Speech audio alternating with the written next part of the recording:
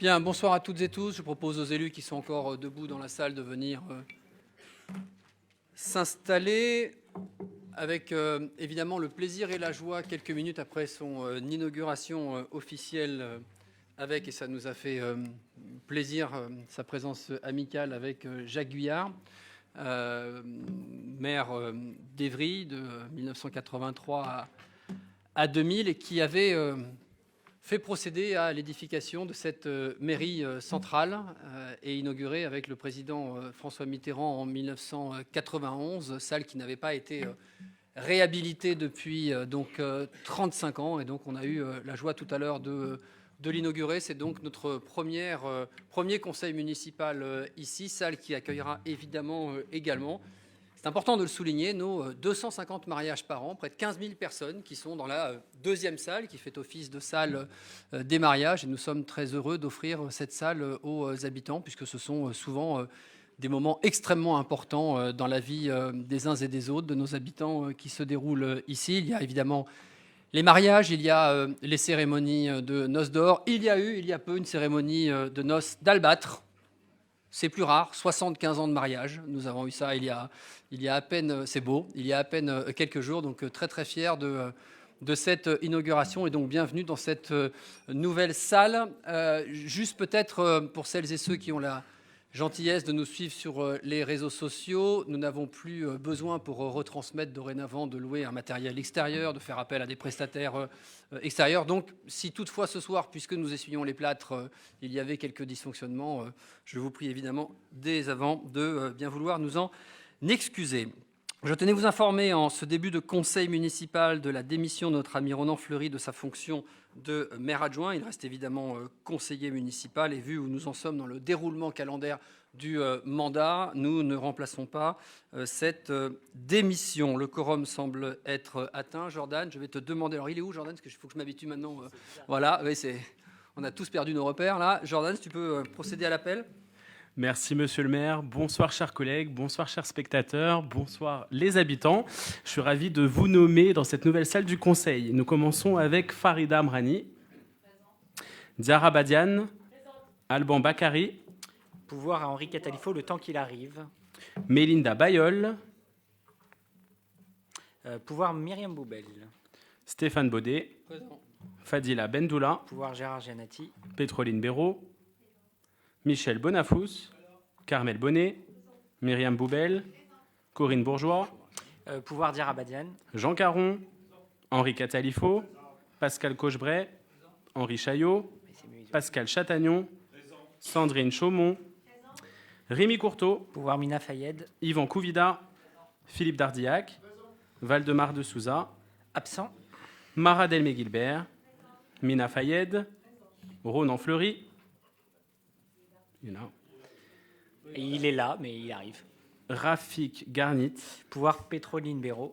Gérard Giannati, Natacha Gérard, Jean-Baptiste Gras, Lorraine Anna, Absente. Dioula Baenjaï, Pouvoir Carmel Bonnet. Stéphane Journet, Fatoumata Koueta, Claude-Emmanuel Maisonnave-Couterou, Pouvoir à Sandrine Chaumont le temps qu'elle arrive, elle est coincée.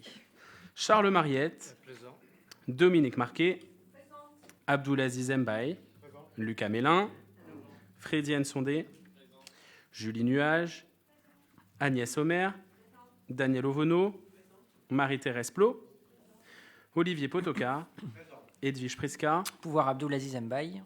Pierre Pro, Jordan Schwab présent, Assedine Seridji, Henri Simenou, Absent. Tania Tiaing, Édouard Toto, Absent. Daniel Valero, Pouvoir Mehdi Zegouf. Virginie Villemain et Mehdi Zegouf. Il est là.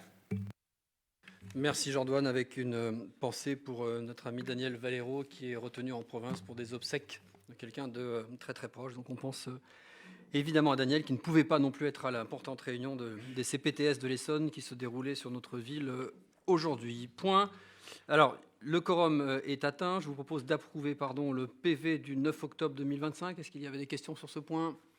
Il n'y en a pas. Des votes contre, des abstentions. Je vous remercie. Les communications du maire seront annexées au compte rendu. Il n'y a ni vœux ni motion pour cette séance. Et donc, je vous propose que nous rentrions dans cet ordre du jour copieux, puisque nous avons 50 points à l'ordre du jour ce soir.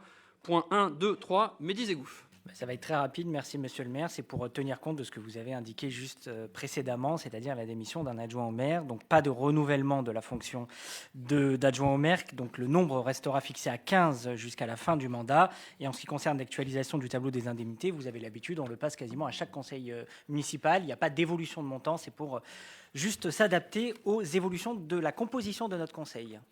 Merci Mehdi. Y a-t-il des questions sur ces 3 points? Il n'y en a pas. Premier point, des votes contre, des abstentions. Je vous remercie. Second point, des votes contre, des abstentions. Je vous remercie. Troisième point, des votes contre, des abstentions. Je vous remercie. Point numéro 4, il s'agit de l'approbation du versement d'une subvention exceptionnelle à l'UNICEF dans le cadre de l'aide humanitaire que nous souhaitons pouvoir apporter aux populations civiles du Soudan, ravagées par une guerre civile depuis maintenant 2023, un conflit extrêmement violent qui se caractérise par 12 millions de personnes qui ont été déplacées ou réfugiées. Vous indiquez que sous ma casquette de vice-président de la région Île-de-France, j'ai fait voter une délibération semblable d'un montant de 50 000 euros il y a une semaine, et d'ailleurs d'une nouvelle subvention pour Gaza de 150 000 euros également. Et donc ce soir, à l'échelle de notre ville, il vous est proposé d'adopter une délibération de soutien de 10 000 euros à l'association de l'UNICEF pour les populations concernées. Est-ce qu'il y a des questions sur ce point? Il n'y en a pas. C'est une question, allez-y. Ce n'est pas une question, c'est juste une intervention. Merci, Monsieur le maire. Notre groupe, bien évidemment, votera pour cette délibération pour soutenir les populations civiles du Soudan. Depuis, vous l'avez dit, depuis plus de 2 ans, une guerre d'une violence extrême ravage le pays. Plus de 150 000 morts, 7 millions de déplacés, des villes assiégées, des famines organisées. Derrière ces chiffres, il y a des familles, des enfants, des vies fauchées par un conflit qui ne respecte aucun droit humain fondamental. La solidarité internationale s'impose partout où les populations civiles subissent la guerre, la faim, la répression ou les crises politiques et écologiques et climatiques. Je pense également au Congo, mais aussi à Madagascar, où le pays fait face à une crise sociale, économique et politique profonde. Concernant le Soudan, j'appelle aussi notre collectivité à se mobiliser pour accompagner cette subvention de positions politiques fortes et appeler clairement un cessez-le-feu immédiat et à soutenir un embargo strict sur les armes et les composants français et européens qui alimentent, hélas, toujours ces conflits. Je vous remercie. Bien, merci à vous. Pas d'autres remarques sur cette délibération solidaire, expression de plus de la solidarité d'Évry-Courcouronnes sur tous ces peuples. Évidemment, on pourrait citer tout un tas d'autres conflits, de situations dramatiques. Je pense notamment, puisqu'on a des familles concernées, j'avais une réunion avec une association concernée dans la ville il y a 2 jours de cela en Haïti. On pourrait avoir des exemples bien plus nombreux. Est-ce qu'il y a des votes contre? Des abstentions? C'est unanime et nous vous en remercions. Point numéro 5, Pierre Pro. Celui-là. Oui, il s'agit d'une convention pour l'adhésion à l'association des villes pour la propreté urbaine. Donc vous savez que la propreté urbaine est une de nos priorités. C'est aussi une demande constante des habitants. À ce titre, on peut noter que nous luttons depuis longtemps contre les dépôts sauvages dans les villes. Nous avons des résultats évidemment, moins 30% sur le mandat de baisse de dépôts sauvages. Nous souhaitons continuer ce combat. L'association AVPU regroupe des villes qui sont engagées depuis longtemps, qui partagent leurs expériences. Et nous avons trouvé qu'il y a matière à partager des choses. Donc nous proposons d'adhérer à cette association pour partager les bonnes pratiques, pour valoriser les initiatives que nous pouvons prendre nous-mêmes également. L'adhésion nous coûtera une cotisation de 1 200 € par an et il est proposé de désigner Monsieur Pierre Pro, adjoint au maire, pour représenter la ville d'Évry dans cette association. Mon cher Pierre, nous acceptons ton autonomination. Y a-t-il des questions sur ce point? Des votes contre, des abstentions? Nous vous remercions. Point numéro 6, Mehdi Zeghouf.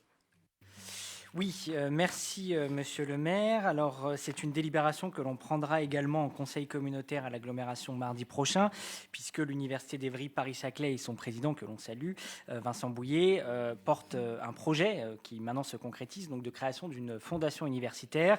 L'objet, un petit peu comme il en existe dans de grandes structures, type CHSF par exemple, avec le fonds de dotation cher à Sandrine Chaumont, de pouvoir encourager les liens entre l'université, les acteurs socio-économiques du territoire, pour pouvoir développer un certain nombre de projets connexes à l'objectif premier de l'université, évidemment, qui reste la formation, de pouvoir essayer de monter des projets, notamment des projets sur des outils pédagogiques innovants, de pouvoir aussi avoir une plateforme qui permette de favoriser l'insertion professionnelle des étudiants, et l'idée étant toujours de renforcer les liens qui existent et qui sont déjà puissants via notamment l'association E2SI, de pouvoir renforcer continuellement le lien entre l'université et le territoire de manière générale. Évidemment, puisque nous sommes partenaires de longue date, la commune, comme l'agglomération Mardi, souhaite s'engager en devenant membre fondateur de cette fondation, s'engager dans cette démarche. Donc on propose de devenir, comme je le disais, membre fondateur, et pour cela de verser à l'université une dotation initiale d'un montant de 5 000 €,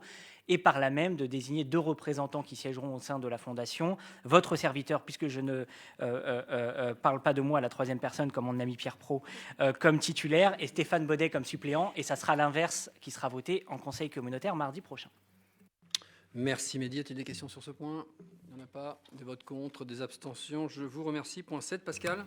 Oui, bonjour, merci Monsieur le maire. Donc il s'agit du renouvellement d'une convention financière avec l'association Génération Femmes.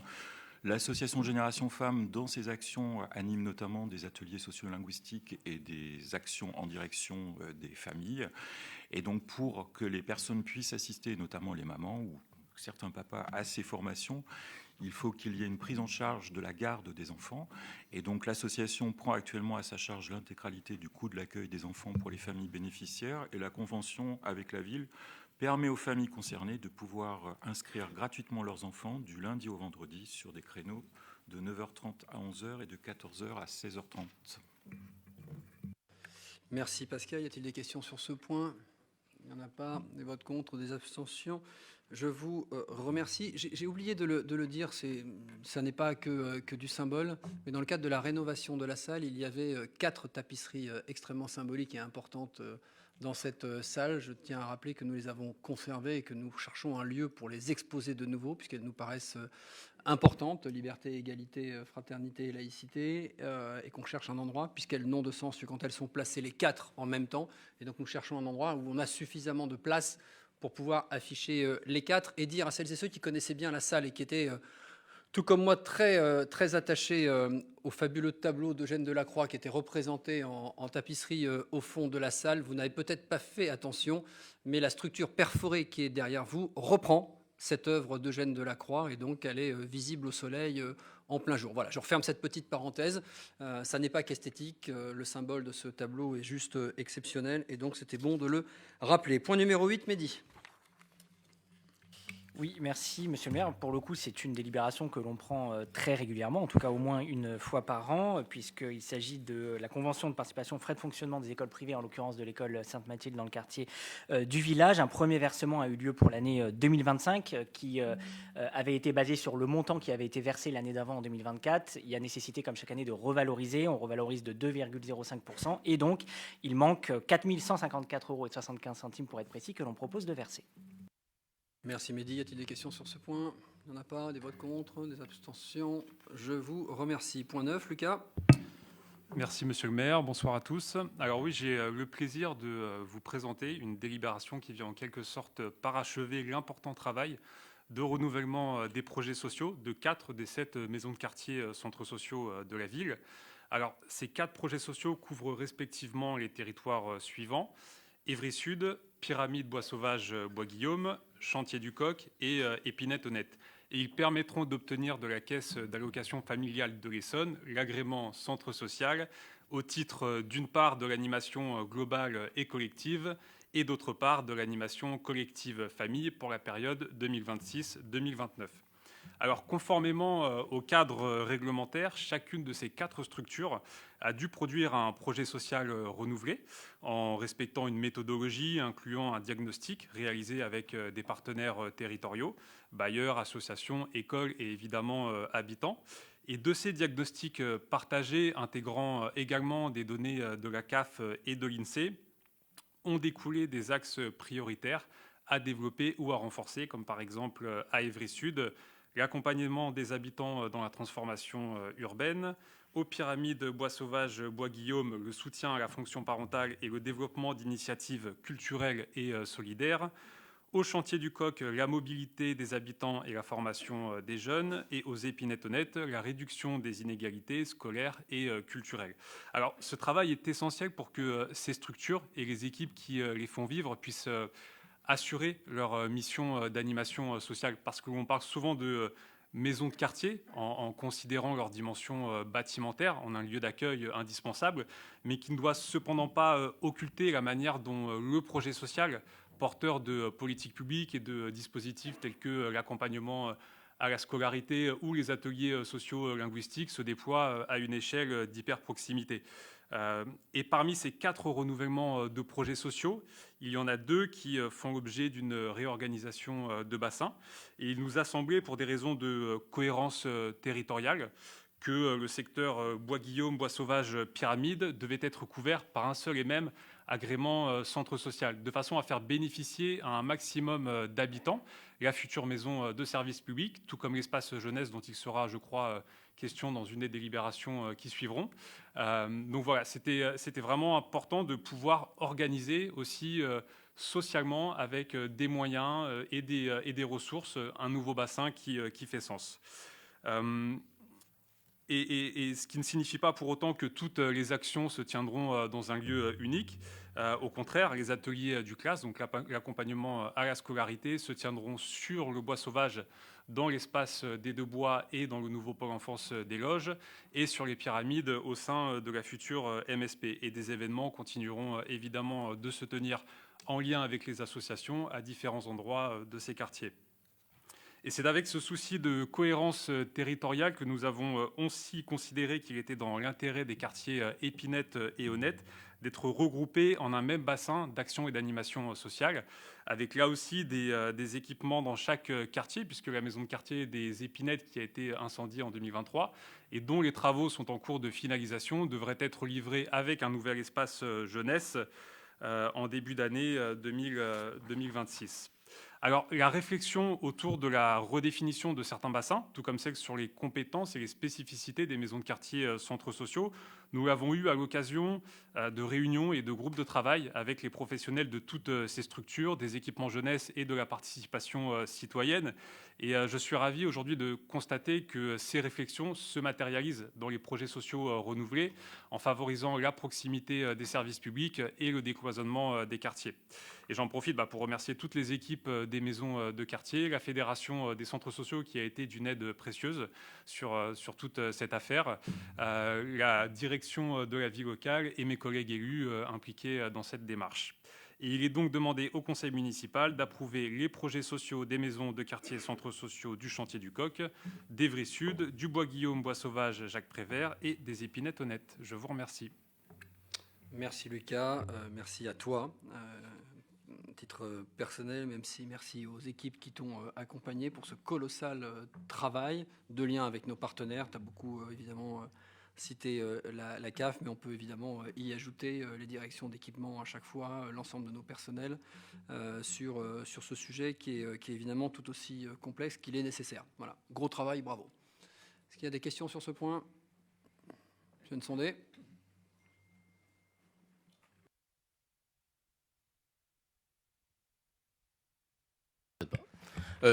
Bonsoir, chers collègues. Alors, ma question concerne le centre social Bois Sauvage, Bois Guillaume, enfin la maison de quartier, qui a souffert entre-temps de l'absence au niveau du personnel d'une référente famille. Où est-ce qu'on en est? Est-ce qu'il y a eu une embauche qui a été faite entre-temps ou pas? l'embauche a été faite, mais elle a été faite justement dans la perspective de ce nouveau bassin. Donc ça a été fait dans la composition des ressources humaines de la future maison de service public qui couvrira à la fois le quartier des Pyramides et celui du Bois Sauvage. Mais ça a été fait, ouais. Merci Lucas. Pas d'autres questions? Des votes contre? Des abstentions? Je vous remercie. Point 10, Mehdi. Oui, pour Corinne Bourgeois. Donc là, on parle du relais petite enfance qui a ouvert dans le magnifique pôle enfance des Loges, qui me permet d'ailleurs de dire que ce bâtiment a reçu un prix très prestigieux il y a à peine quelques semaines, et je remercie Diara qui y était présente pour recevoir le prix de l'équerre d'argent de la première création. Donc c'est on pourrait dire le prix Goncourt de l'architecture en France. Donc c'est absolument remarquable. On a eu énormément de messages parce que ce bâtiment, vous le connaissez, il est unique en Europe. C'est le premier bâtiment construit entièrement en prisé. Je suis fatigué. En pisé, donc la terre compactée, la terre elle-même issue des chantiers du métro du Grand Paris. Donc on est sur un circuit on ne peut plus court, et donc c'est l'ensemble des qualités de ce bâtiment qui ont été saluées par ce prix. Ça me permet de le dire. Donc au sein de ce pôle enfance des Loges cohabitent évidemment beaucoup d'activités, et notamment un relais petite enfance. On parle là du 5e relais petite enfance sur la commune, qui accompagne au quotidien plus de 330 assistantes maternelles qui œuvrent dans la ville de manière indépendante. Et donc le point qui nous concerne ce soir vient formaliser le projet de fonctionnement de cette structure, donc les horaires d'ouverture, les moyens humains, etc., etc. Évidemment, ce travail a été réalisé avec nos partenaires financiers et notamment la caisse d'allocation familiale. Merci Mehdi. Y a-t-il des questions sur ce point? Il n'y en a pas. Des votes contre, des abstentions. Je vous remercie. Point numéro 11, toujours Mehdi. À la place de Daniel. À la place de Daniel, oui, effectivement. Alors là, on parle... ils sont un peu moins jeunes. D'ailleurs, ça aurait pu être Claude, ça, d'ailleurs. Tu veux le faire? Non, vas-y, je t'en prie. Très bien. Et donc, on parle d'un public un peu moins jeune, puisqu'on parle des aînés.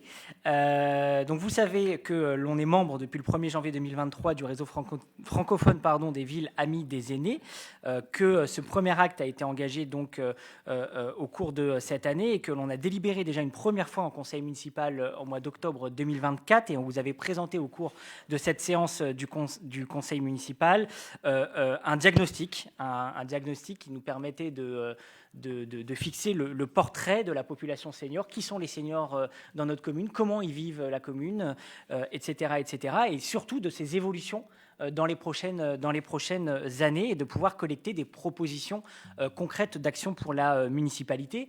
Et d'ores et déjà, depuis que l'on a passé ça en conseil municipal au mois d'octobre 2024, un certain nombre d'actions ont vu le jour. On en a ici parler régulièrement, la navette électrique à la demande, le forum retraite qui a eu lieu il n'y a pas très longtemps, le café des aidants. Je pourrais continuer cette liste, mais maintenant que l'on a engagé cette démarche et que des actions concrètes ont commencé à voir le jour et que l'on va continuer, eh bien, et c'est le point que je vous présente ce soir, nous proposons de nous engager dans une nouvelle dynamique pour pouvoir obtenir à terme la labellisation Ville Amie des Aînés. Vous savez que la ville est labellisée pour un certain nombre de ses actions, et donc on propose de s'engager dans cette démarche, étant entendu que si le label est obtenu, il l'est pour une durée de 6 années et qu'il y a à mi-parcours, donc au bout de 3 ans, un audit et un bilan d'étape. Donc ça nous permettra de revenir devant le conseil municipal pour rendre compte des actions qui ont été menées dans le cadre de ce label. Mais donc on délibère ce soir pour nous engager dans cette démarche.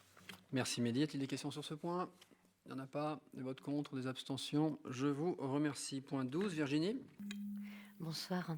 Alors, c'est une délibération que je suis vraiment très heureuse de porter au Conseil ce soir.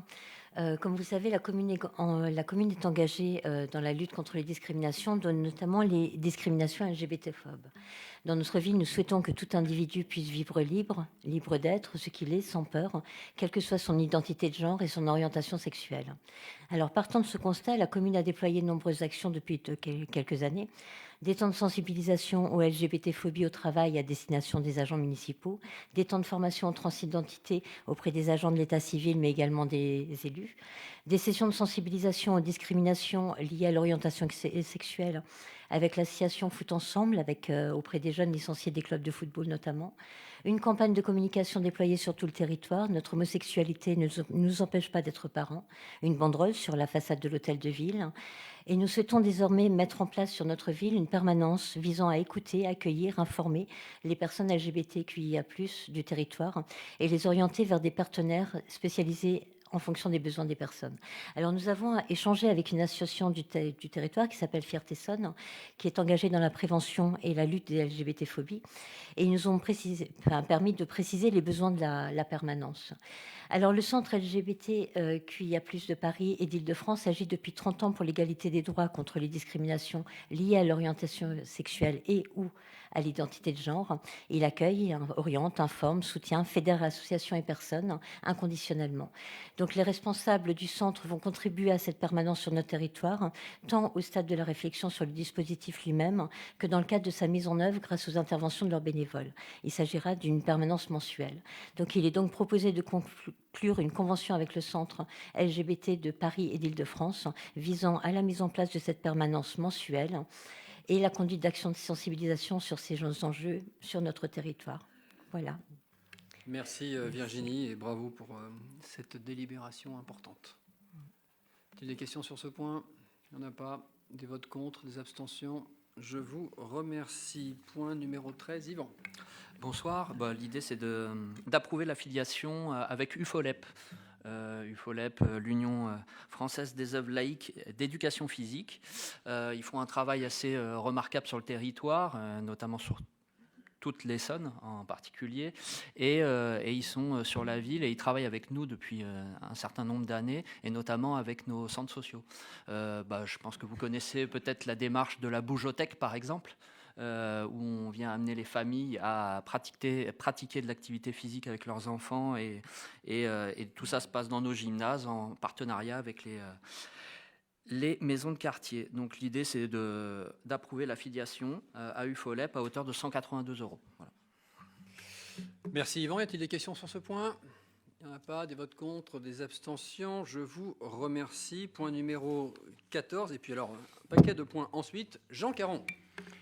Un paquet de points, mais la plupart d'entre eux, hors la décision modificative, en fait, concernent cette période un peu particulière où on attaque l'exercice de l'année suivante alors qu'on n'a pas encore voté de budget et qu'on va le faire dans le trimestre. Et donc, il y a une partie où on doit, et on va les voter les uns derrière les autres, autoriser un genre d'avance, en fait, et en précisant le cadre légal pour chacune d'entre elles.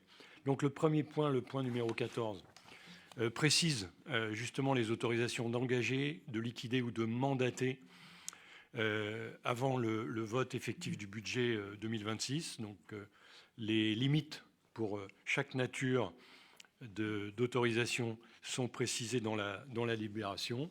Et en fait, il est demandé au Conseil d'autoriser Monsieur le maire à engager, liquider et mandater les dépenses d'investissement pour l'exercice 2026 avant l'adoption du budget primitif 2026, dans le respect des limites fixées par la loi, qui sont soit un 12e de ce qui a été voté l'année dernière, soit dans certains cas un tiers de ce qui a été dépensé l'année dernière, soit dans d'autres cas un quart de ce qui a été dépensé l'année dernière. Voilà, c'est des règles très simples. Merci Jean, et puis c'est des règles habituelles chaque année. Y a-t-il des questions sur ce point, Madame Arani? Merci Monsieur le maire. Nous prenons acte de cette décision modificative de fin d'exercice. Alors, la décision modificative, c'est le point d'après. Ah, c'est pas bon, j'interviendrai sur le point d'après. C'est mieux. C'est parfait. Merci. Y a-t-il d'autres questions sur ce point? Il n'y en a pas. Des votes contre, des abstentions? Je vous remercie. Point décision modificative. Donc la décision modificative qui donc concerne à la fois la section de fonctionnement et la section d'investissement. Sur la section de fonctionnement, la variation est relativement faible puisqu'on a une diminution de la section de fonctionnement à hauteur de 407 204 €. Et en face de ça, on a une décision modificative qui porte sur le budget d'investissement à hauteur de 19 256 780 €, mais c'est un peu trompeur puisque dans ces 19 millions, 18 250 000 € concernent en fait une opération de gestion neutre qui concerne la gestion de la dette, en fait, pour gérer les restes à réaliser 2025 sur l'exercice 2026. Donc, encore une fois, 18 250 000 sur 19 256 780 euros. Voilà, fort de ces chiffres, vous n'avez plus qu'à approuver cette décision modificative. Merci, mon cher Jean. Je pense qu'il y a une intervention. Parfait. Oui, donc nous allons évidemment prendre acte de cette décision modificative de fin d'exercice. Pourtant, plusieurs éléments appellent des clarifications, d'autant qu'elle intervient à la toute fin d'un mandat, et surtout à moins de 100 jours seulement du renouvellement du conseil municipal. Donc vous proposez, vous proposez le vote de subventions exceptionnelles pour un montant significatif. Donc il ne s'agit évidemment pas de remettre en cause la qualité des projets associatifs concernés, qui sont sans doute utiles et légitimes, mais ce choix interroge. Pourquoi ces montants n'ont pas été anticipés et donc inscrits plus tôt dans le budget primitif? Quelle est la cohérence d'ensemble de votre politique de soutien au tissu associatif et pourquoi concentrer ces décisions dans une décision modificative de fin de mandat? Concernant la dette et la stratégie budgétaire, cette décision modificative intègre, vous l'avez dit, Monsieur Caron, par ailleurs, 18,25 millions d'euros d'emprunt via une opération dite auto-équilibrée de gestion de la dette. Vous indiquez qu'il ne s'agit pas d'un nouvel emprunt, mais bien d'emprunts existants dont l'utilisation sera reportée sur l'année 2026. Nous voudrions donc vous entendre sur le fond afin que chaque habitant et habitante de notre ville soit au courant. Aujourd'hui, on aimerait avoir le montant, le niveau réel de la dette de la ville et quelle est la stratégie d'endettement poursuivie. Et enfin, quelle trajectoire budgétaire laissez-vous à la prochaine mandature en reportant une part significative de ces emprunts? Jean, tu réponds le premier ou je réponds le premier? Moi, je ne parle jamais après mon chef, donc je vais parler en premier. Ah bah alors, vas-y. Non, en fait, il y a une petite mésentente, mécompréhension sur le mouvement. En réalité, il n'y a pas du tout de nouvel emprunt, donc on reste bien dans l'enveloppe d'emprunt voté. On reste bien dans le montant de dette voté également. Tout ça a été présenté en stratégie avant le vote du budget. Donc, il n'y a pas du tout de changement, de transformation, de nouvel emprunt, pas du tout. Mais quand on bascule les restes à réaliser, on bascule avec la partie votée de l'emprunt qui n'a pas été mobilisée. De manière générale, pour que les choses soient quand même un peu claires, il se trouve qu'autour de la table, il y a des gens qui sont candidats et il y en a qui ne le sont pas ou pas encore. Nous sommes ici en conseil municipal et j'invite toutes celles et ceux qui travaillent les dossiers à comparer ce qui se passe annuellement dans une collectivité comme la nôtre. Annuellement. Et donc de regarder, puisque vous posez une question dans le cadre d'une décision modificative dont je suis assez surpris que vous la posiez, puisque élu du conseil municipal depuis je ne sais plus combien d'années, ça doit faire au moins 2 mandats vous concernant, vous avez, au-delà des décisions modificatives, le budget primitif, dont je rappelle qu'il s'appelle primitif, puisque justement, en fonction des ajustements en dépenses comme en recettes tout au long de l'année, il est soumis à des décisions modificatives. Et puis vous avez, fin juin, le compte administratif précis de l'ensemble des éléments réellement dépensés l'année d'avant. Vous l'avez en projection depuis, vous concernant, 2 mandats, me semble-t-il. Et donc, par conséquent, la réponse aux questions que vous posez, en fait, vous l'avez déjà. Et donc, plutôt que de la poser en conseil municipal en essayant de lier le fait un peu sournois que nous ferions des trucs de fin de mandat dans un objectif de campagne électorale, puisque grosso modo, c'est quand même ce que vous venez de dire, non, nous, on vous invite à regarder les budgets chaque année. On vous invite à regarder les demandes de subventions telles que nous les votons chaque année. Ça me permet d'ailleurs de remercier du fond du cœur les élus et les fonctionnaires de cette ville qui font un travail ici qui n'existe quasiment nulle part ailleurs. Et je pense que dans la salle, je vois quelques présidents d'associations qui pourraient en témoigner. C'est que chaque année, au moment de la demande de subvention, chaque président d'association et son bureau, s'il le souhaite, chacun, quelle que soit sa taille, est reçu par l'élu et les services pour discuter de son budget annuel à venir, pour discuter du bilan passer de manière à porter ensemble une stratégie sur une enveloppe de subventions qui, tout au long du mandat, a augmenté tous les ans, y compris l'année du Covid. Vous savez, cette année-là où nous étions confinés et où nous avons donné 100% des subventions à des associations qui ne fonctionnaient pas. Nous ne leur avons pas demandé de rembourser, nous leur avons laissé cette subvention. Donc ça, c'est la politique qui est portée par la collectivité. Toutes celles et ceux, je pourrais comprendre que le public ne soit pas forcément au clair avec cette mécanique, mais les élus autour de cette table, qui justement, parce que nous sommes en fin de mandat, je le dis, assez régulièrement, au moins 2 fois par an, lorsque nous en faisons le bilan, je rappelle qu'il y a des crédits de formation pour les élus pour mieux appréhender toutes ces questions-là et mieux les comprendre. Tous ces éléments, vous les avez. Après, il y a en effet des subventions complémentaires qui sont votées chaque année, dans le dernier trimestre de l'année et dans le premier trimestre de l'année d'après, pour une raison que vous allez comprendre assez aisément. Puisque vous étiez avec nous, par exemple, pour accompagner les enseignants de Paul-Éluard qui faisaient une soirée pour avoir des dons, pour organiser un voyage dans la maison de quartier des Honnêtes il y a peu de temps. Il y a tout un tas de projets associatifs. Dans les écoles, que l'on soutient, c'est notre compétence. Dans les collèges, que l'on soutient, ça n'est pas notre compétence. Dans les lycées, que l'on soutient, ça n'est pas notre compétence. Et dans les clubs sportifs, qui sont montés à l'occasion de la rentrée, des nouvelles équipes qui s'installent et qui, au-delà du travail de subvention que nous avons fait avec les associations avant la rentrée scolaire, puisque nous sommes, nous, en année civile, demandent des compensations pour venir porter leurs projets. Cette politique-là est la nôtre, et je vous invite à regarder l'ordre du jour du précédent conseil municipal, l'ordre du jour du conseil municipal d'il y a 1 an à la même date, et vous retrouverez le même ajustement sur tout un tas de projets portés ici par une association sportive, ici par un collège. Donc, pas de polémique simpliste. Le budget, il est limpide. Il est parfaitement disponible. Il est disponible pour le public extérieur. Il est évidemment encore plus, puisque vous êtes censé vous exprimer dessus, pour, contre, abstention, etc. Et donc le travailler. Et donc tous les éléments, la courbe de la dette de la ville, qui vous est expliquée chaque année et par Jean Caron et par Ronan Fleury, sont des éléments que vous avez déjà. On n'a pas à les rajouter ce soir. Vous les retrouverez dans le prochain compte administratif en comparaison avec le vote du budget. Est-ce qu'il y a d'autres questions? Il n'y en a pas. Des votes contre, des abstentions? Je vous remercie. Point suivant, Jean Caron.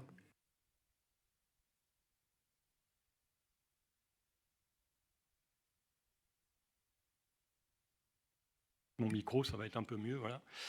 Alors, je profite de ce point pour continuer d'aller dans le sens de ce qui vient d'être dit, puisque la transparence et les moyens de contrôle des dépenses en investissement ont été largement augmentés pour les élus. Lorsqu'il y a quelques années, on est passé d'une part sur le référentiel budgétaire et comptable qui s'appelle M57, et d'autre part que nous avons voté tous ensemble le fait qu'on allait gérer nos investissements, d'une part au sein d'une PPI, programmation pluriannuelle des investissements, c'est une visibilité à long terme, on programme à long terme les investissements et on les cadence en fonction des capacités d'emprunt.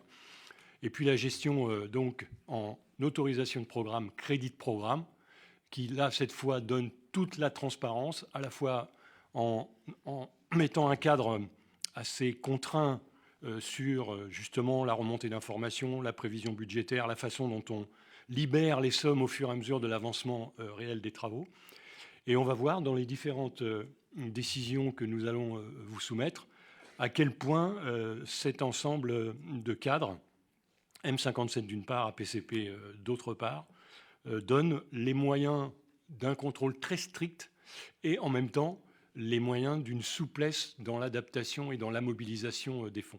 Le premier point est assez technique, la fongibilité des crédits. Ça veut dire en fait que c'est une autorisation qui est donnée à Monsieur le maire sur vote de l'Assemblée de procéder à des virements de crédit de chapitre à chapitre, mais au sein d'une même section, c'est-à-dire par exemple de chapitre à chapitre dans la section de fonctionnement, dans la limite de 7,5% des dépenses réelles de chaque section. Donc on a une petite capacité de flexibilité, mais elle est strictement cadrée. Et tous les ans, il faut renouveler cette autorisation. Donc nous l'avions votée en 2025 et il faut donc la revoter pour 2026. C'est aussi simple que ça. Merci Jean. Y a-t-il des questions sur les points 16 et 17? Il n'y en a pas. Des votes contre pour le point 16. Des abstentions? Il n'y en a pas. C'est adopté. Le point 17. Des votes contre? Des abstentions? C'est adopté. Je vous remercie. Point 18, Jean.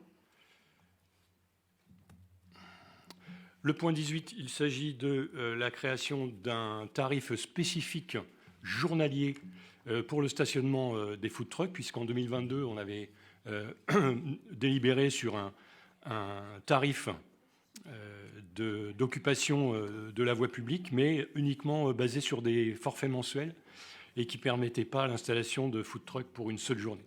Et donc, on vous propose de permettre l'installation journalière de food truck, notamment lors d'événements festifs, en créant ce forfait d'occupation journalier à 20 €. Merci Jean. Question sur ce point? Il n'y en a pas. Des votes contre, des abstentions? Je vous remercie. Point 19, Jean.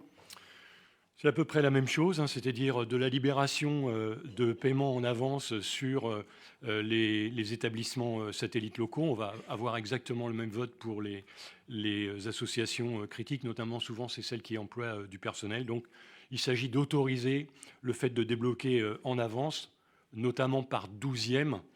12e en référence de ce qui avait été inscrit au budget de l'année précédente. Donc pour 2 établissements critiques pour le fonctionnement communal. Le premier, le CCAS, dont le montant de la subvention en 2025 vous est rappelé pour 2,2 millions d'euros. Et le JPSAE, dont le montant des subventions en 2025 vous est rappelé pour 200 000 euros. Et donc on donne l'autorisation de mobiliser chaque mois un 12e en attendant le vote du budget, bien sûr, puisque lorsque nous voterons le budget, le montant sera réactualisé. Merci Jean. Et dans un esprit républicain, ce budget ne sera pas voté avant les élections municipales. Y a-t-il des questions sur ce point? Il n'y en a pas. Des votes contre, des abstentions? Je vous remercie. Point 20, Jean Caron, toujours. C'est exactement le miroir de ce qu'on vient de faire, mais cette fois pour les associations. Il est demandé au conseil municipal d'autoriser le versement d'acomptes mensuels aux associations qui figurent dans la liste qui était annexée au rapport, dans la limite du 12e de la subvention allouée l'année d'avant. Merci Jean. Y a-t-il des questions? Il n'y en a pas. Des votes contre, des abstentions? Je vous remercie. Point numéro 21, Pascal. Oui, donc il s'agit de l'approbation d'un don d'un véhicule au profit d'une association qui s'appelle l'association Rassalan Europe Comores. Elle est basée à la Maison du Monde à Évry et donc elle développe des coopérations entre l'Europe et les Comores. Donc dans un courrier du mois d'août, son président a sollicité la commune pour un don en ressources et matériels pour la gestion des ordures ménagères au profit de la commune dite Saïdi, située aux Comores, donc, qui ne dispose pas de moyens de ramassage des ordures ménagères. Donc la commune propriétaire d'un camion qui vient d'être remplacé et qui va être déclassé se propose de faire don de ce camion à l'association AREC. Voilà. Merci Pascal. Y a-t-il des questions sur ce point? Madame Rani. Qui aura en charge le transport de ce camion jusque dans cette ville?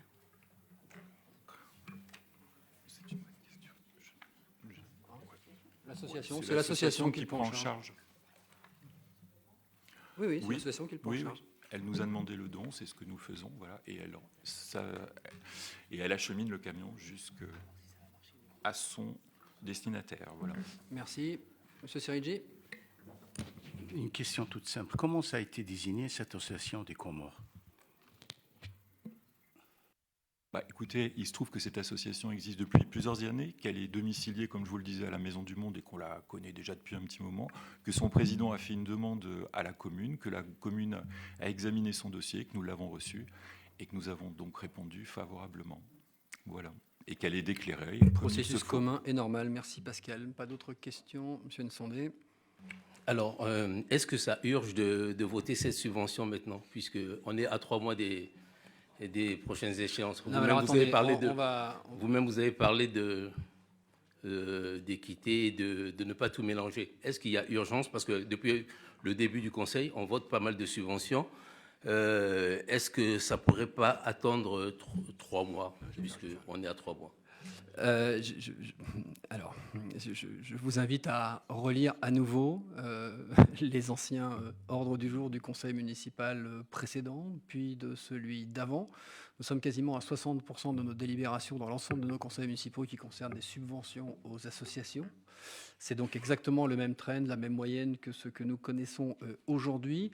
Et ce que je vous proposerais plutôt dans le calendrier qui semble être le vôtre, c'est d'aller expliquer pour quelles raisons à l'association nous ne lui donnerions pas le camion tout de suite. Voilà, je vous laisse cette responsabilité. Et nous, ce soir, puisqu'il y a une majorité et des oppositions, nous allons prendre notre responsabilité, maintenir cette délibération et la soumettre au vote.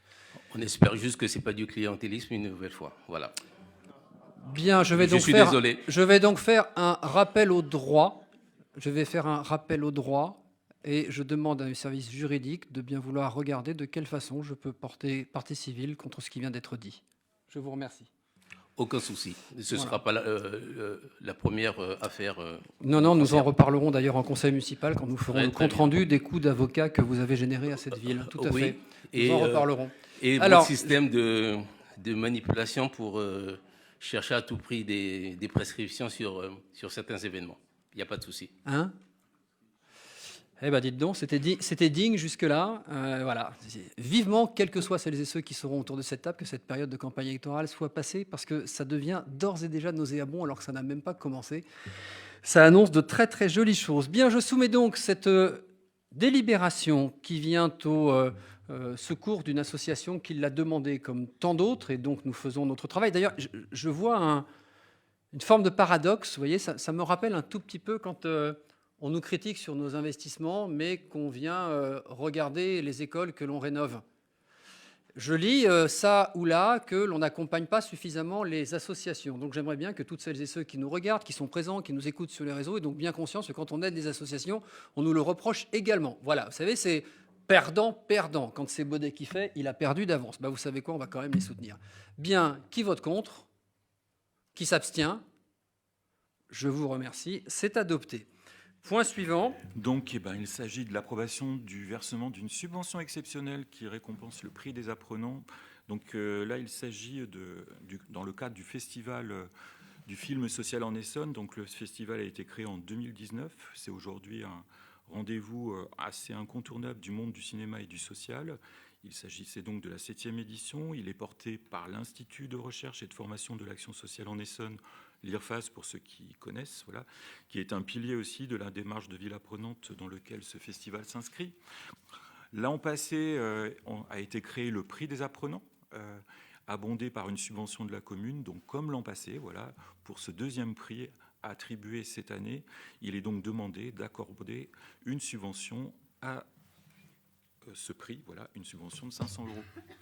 Merci Pascal. Y a-t-il des questions sur ce point? En dehors de celles qui ont déjà été posées, évidemment.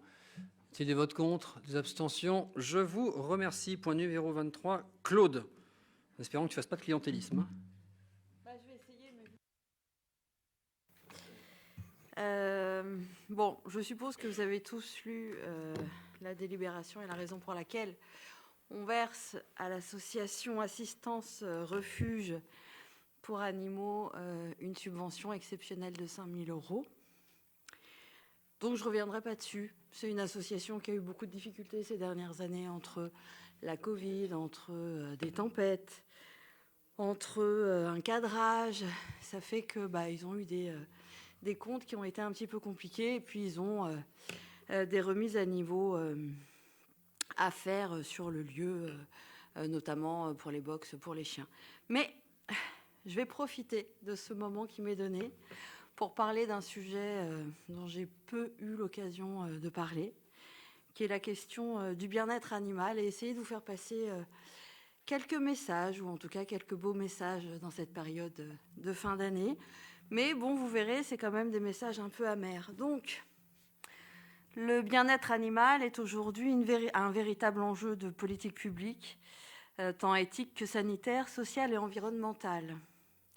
Une commune qui protège les animaux renforce la sécurité, bien sûr, de ses habitants, soutient le lien social, chaque personne qui a un animal le sait, et prévient les risques sanitaires et participe à l'équilibre écologique du territoire.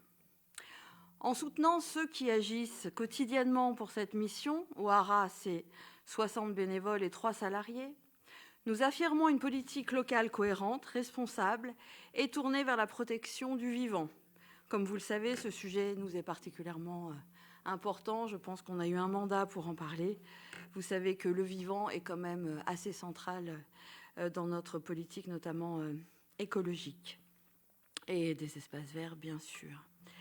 Cette mission est réalisée avec le soutien actif de la police municipale que je tiens à citer ce soir, qui est précurseuse sur ce point à plus d'un titre, mais notamment au travers de sa brigade Sino, qui travaille au quotidien avec le refuge. Et en cette période de Noël, j'aimerais tout de même égrener quelques petites histoires. L'histoire de Padawan, qui est un croisé dog récupéré au refuge suite à un problème familial, qui a perdu donc son logement. L'histoire de Rocky, croisé beauceron, trouvé errant sur la nationale 104, paniqué, affolé, qui avait probablement vécu à la tâche. Zélie, croisé Staffy, récupéré par la police lors du démantèlement d'un squat. Teddy, croisé Labrador, entré en fourrière, trouvé errant cet été. L'histoire de Willow, croisé Labrador, je l'ai déjà dit. Oji, pincher, trouvé abandonné, accroché à un poteau avec la muselière en plein soleil cet été. L'histoire de Leia, croisée malinoise, abandonnée, attachée devant le refuge il y a 2 ans et demi, par des propriétaires probablement très courageux. Tyson, croisé Staffy, qui est l'objet d'une réquisition judiciaire dans le cadre d'une enquête de violence familiale, parce que oui, dans les violences familiales, les animaux aussi peuvent en prendre un peu pour leur grade. Tango, croisé malinois, retiré pour maltraitance. Sweetie, croisé Staffy, trouvée errante, le crâne fendu à la machette. Tia, croisé Staffy, abandonné sans eau ni nourriture cet été sur un balcon. Et puis, il y a ce qui n'est pas de la compétence directe du haras, mais qui malheureusement est très fréquent, l'abandon de chats avec lit, abandonné dans un camping qui a fermé, le chat n'a donc pas été récupéré. Oli, errante, tentant de demander de l'aide dans un immeuble, mais qui a été appelée par les habitants de l'immeuble parce qu'elle les gênait. Bon, ça peut se tenir. Tina, abandonnée dans sa caisse de transport devant le refuge. Là aussi, des propriétaires très courageux. Caramel, qui est un transfert d'un autre refuge. Je vais accélérer. Lumi, trouvée errante. Amiba de 3 petits qui ont tous été adoptés. Ce que je veux dire ce soir, entre autres, c'est qu'un animal, en fait, dans cette période de Noël, c'est pas un cadeau de Noël, c'est un engagement pour la vie. Donc vraiment, il faut adopter ces animaux dans des refuges, si possible, mais éviter d'en faire un cadeau qui va durer quelques semaines, quelques mois, le temps que l'animal grandisse. Sauf si, comme moi d'ailleurs, vous souhaitez offrir un animal à une très bonne amie élue qui adore les araignées sauteuses. Et du coup, je vous conseille de lui en acheter une. Donc, j'ai nommé bien sûr Sandrine Chaumont. Ça lui fera très plaisir si toute la salle lui offre une araignée. Plus sérieusement, parce que bon, il faut quand même un petit peu dédramatiser le sujet. Voilà.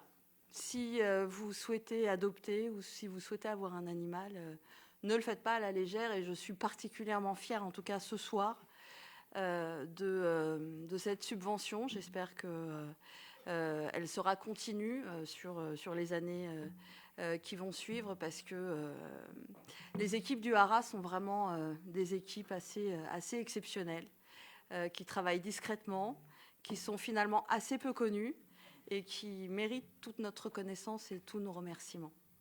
Merci. Merci Claude.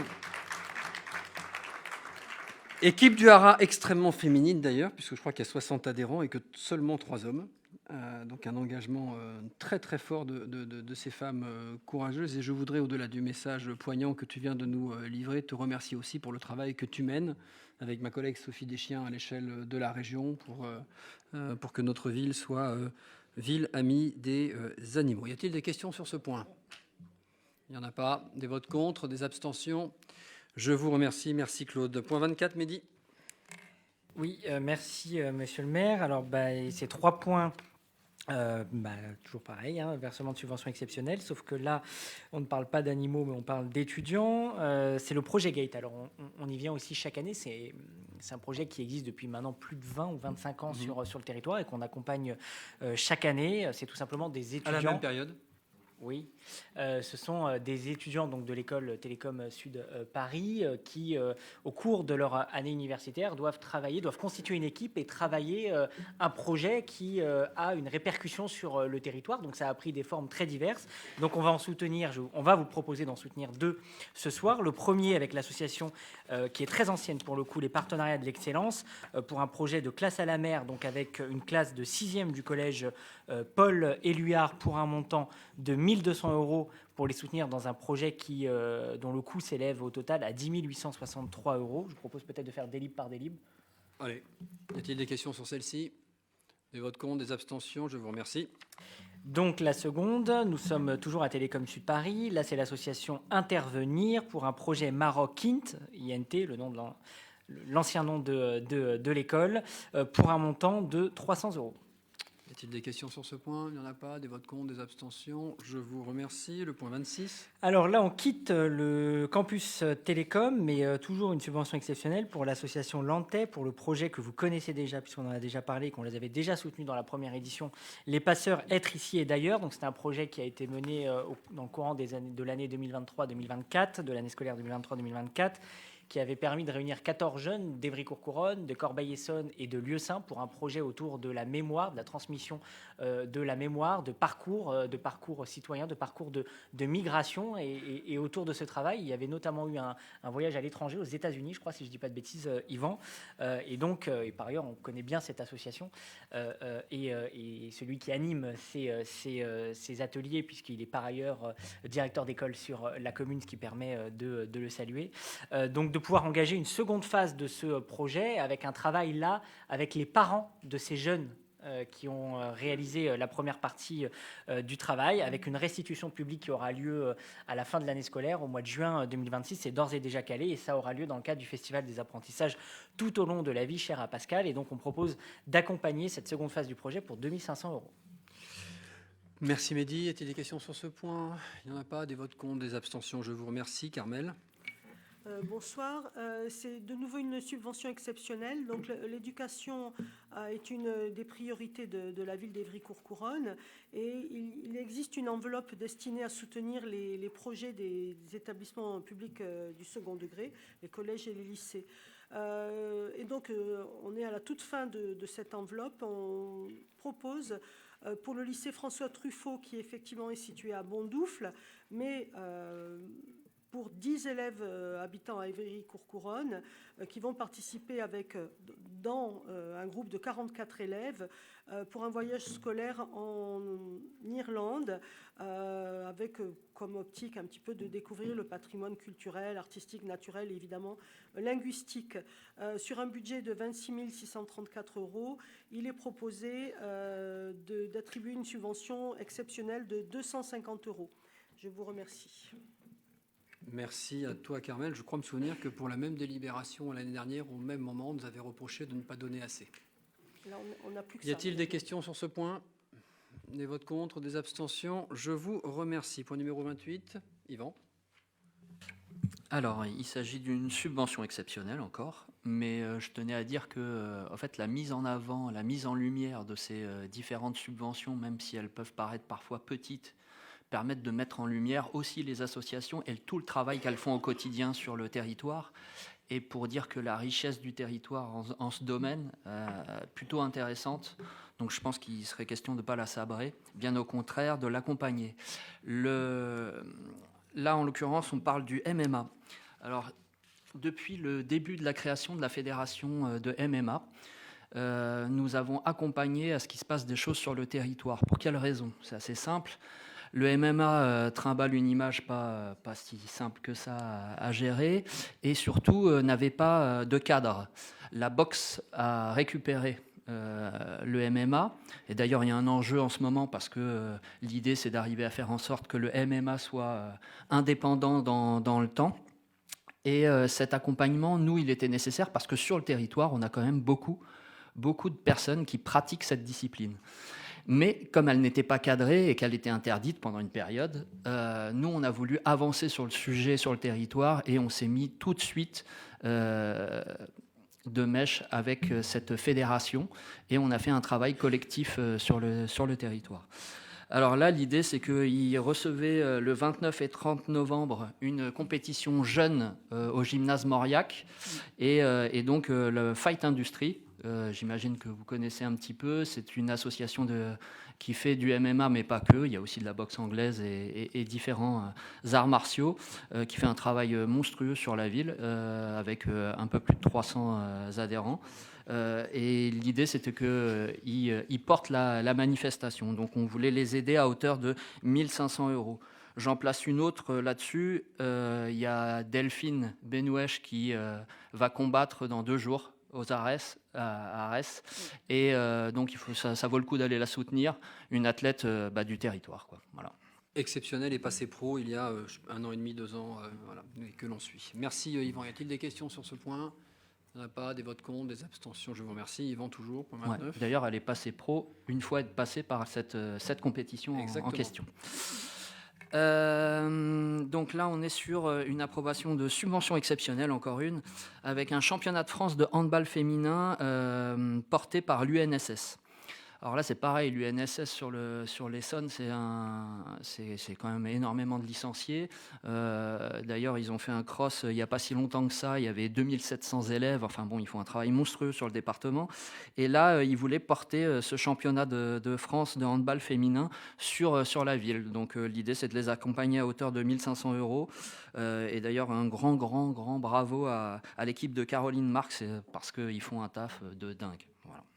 Merci Yvan. Y a-t-il des questions ? Il n'y en a pas, des votes contre, des abstentions, je vous remercie. Point suivant, Yvan Couvida. Oui, bon, alors là, ça va me toucher particulièrement puisque c'est une discipline qui m'est chère. Je viens de cette discipline, donc je ne participerai pas au vote. Voilà, là aussi. Et il faut savoir qu'à l'été prochain, on va recevoir les championnats d'Europe 12U. Donc il faut savoir qu'il y aura 8 équipes nationales qui vont venir participer à une compétition européenne sur notre territoire. Pareil, c'est un travail de dingue qui est fait par les équipes. On le vote maintenant parce que toute la phase préparatoire avant ce championnat d'Europe nécessite d'investir un petit peu sur cette compétition. Donc le vote, il se fait maintenant. Voilà, et à hauteur de 5 000 €. Merci Yvan. Y a-t-il des questions sur ce point ? Il n'y en a pas, des votes contre, des abstentions, je vous remercie. Point suivant, Yvan, toujours. Donc là, on a un cas. Au fait, l'association sportive universitaire travaille énormément aussi sur la ville. Vous connaissez bien la Évry Courcouronnes Color. Donc là, cette fois, ils ont envie de s'amuser un peu différemment et ils veulent faire un trail. Donc essayer de faire une boucle de 5 km autour du lac d'Adam-du-Lac et du Bois-Briard. Et l'idée, c'est de pouvoir recevoir 350 coureurs et 150 marcheurs qui vont pouvoir se faire plaisir à marcher et courir autour de cette bel endroit. Donc voilà, l'idée, c'est de les aider à hauteur de 1 500 € et puis eux, c'est des acteurs forts du territoire qui proposent des choses chaque année. Et là, ils ont envie de s'amuser un peu différemment. Voilà. Merci Yvan. Y a-t-il des questions sur ce point ? Des votes contre, des abstentions ? Merci à toi. Point numéro 32, Olivier Potocard. Bonsoir. Il s'agit d'abroger et de remplacer